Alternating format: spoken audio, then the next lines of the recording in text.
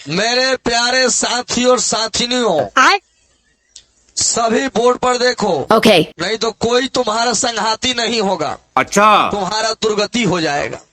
वायुमंडलीय अपवर्तन क्या है? अपवर्तन तो मेरे को मालूम है कि तेरे को मालूम है। अपवर्तन बोले तो प्रकाश जने जाए के चाहिए, उन्हें ना गल घूम गल तो का हो जाता है घूम गल है का हो चलल एकदम सोच आ देखल टेढ़िया गल है का हो गल अपवर्तन। प्रकाश जने जाता उन्हें ना जाए तो घटना क्या कह जाला, ये बात कह दे तो मारे हो जी। लोग पूछिए अपवर्तन किसे कहते हैं?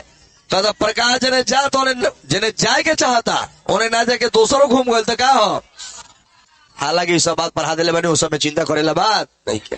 वायुमंडल क्या बात हो रही है? वायुमंडल, वायुमंडल में बहुत परत है। उसका क्षोभ मंडल है, संताप मंडल है, आयन मंडल है, बहिर्मंडल है ना, बहुत सारे मंडल है। वायुमंडल का तनी दूर में है,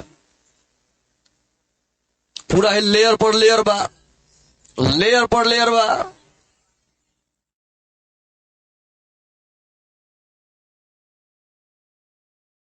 पूरा ही सब का हो एयर, एयर हो, वायु हो का हो, वायु के कण हो, एकरे से बनेला वायुमंडल। का बनेला? वायु से जो मंडल बनता है उसका नाम है कमंडल, उसका नाम है वायुमंडल। सुनिए है बउआ, कल हलावत देख ले बरो, कल हलेला नो तो एक बार हेंग दबलक, पुछ से ना फेंकलक, फेन दबलक, फिर पुछ से ना फेंकलक। अब का होला कि कबू कबू का होला कि पुछ से ना फेंकवे ना करेला। मिस्त्री कहेला बाप रे बुझाता कि यहाँ पत्थर पड़ गइल बा, पत्थर कटात नहीं खे ना कहला नो। तो कहीं ओमे माटी पूरा सघन बा आ कहीं तो एकदम धका धक एकदम एक बार 10 फीट चली नीचे ना, कहीं खाली जगह बा ना। समझे ना बात हुई? हमारे वायुमंडल में हवा एक जैसा नहीं ना है जी, कहीं ज्यादा है कहीं क्या है। तो कहीं ज्यादा है तो सघन, आ जहां कम है बिरल। कहीं सघन कहीं बिरल, कहीं सघन कहीं बिरल, कहीं सघन कहीं बिरल, कहीं आ कहीं सघन कहीं बिरल, कहीं सघन कहीं, माने कहीं ढेर कौन बा कहीं कम कौन बा। अब ये नहीं देखो हे दियार में चल जा, पूरा कोने कौन बा, अड़िया से जीवो तो कौन का मिली? कम मिली। होने जीवो तो तनी कम कौन और कम मिली। फरक फरक बैठल बा सब ना एक बा आउ सब के इन्हें बोला दिया सघन लेके सघन हुई महासघन, सघन के पावर 10 ना। मतलब ही बाकी सघन माने ढेर कौन, तो वायुमंडल में कहीं ज्यादा कौन है कहीं। तो कहल जाए कि सूर्य से चलने वाली प्रकाशीय किरणों को वायुमंडल के बहुत सारे परतों को पार करके आना पड़ता है, और सभी परतों का अपवर्तनांक अलग अलग होता है। अपवर्तनांक अलग अलग होने के कारण उनमें प्रकाश की चाल भी अलग अलग होती है। इस कारण से प्रकाश का अपवर्तन होता है, और प्रकाश का अपवर्तन वायुमंडल द्वारा होने की इस प्रक्रिया को ही वायुमंडलीय अपवर्तन। क्या दिक्कत बा? कौन गलती बात कहनी माने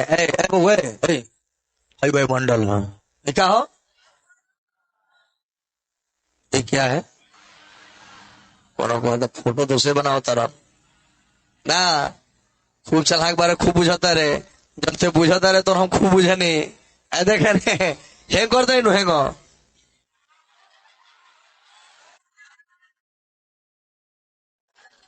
ओरिजिनल पढ़ाओ तरन। ये पहले तो खाली तू लिखे पढ़ाओ तरहन। ये क्या है महतो जी? वायुमंडल में क्या रही? छेना के मिठाई, बर्फी, काला कौन, सगर कौन का रही? वायु के तो कहीं ज्यादा रही, कहीं ज्यादा, कहीं कम, कहीं ज्यादा, कहीं कम, कहीं जहां ज्यादा बहु का हो, जहां कम बहु तो कोनो के अपवर्तनांक ज्यादा बा, कोनो के अपवर्तनांक तो कोनो में प्रकाश के चाल ज्यादा हुई, कहीं प्रकाश के चाल। अब प्रकाश के चाल डिसमिस हुई तो प्रकाश के पथ का हो जाये, बदल जाये। घबरा जी की ना, हेंगा जाता चाल कम भल तो घूम गल, कम बदल चाल ज्यादा भल तो हेंगा घूम गल। क्या कहे जाला अपवर्तन। तो ई अपवर्तन केकरा से होता? फूफा के द्वारा, वायुमंडल द्वारा, क्या के द्वारा?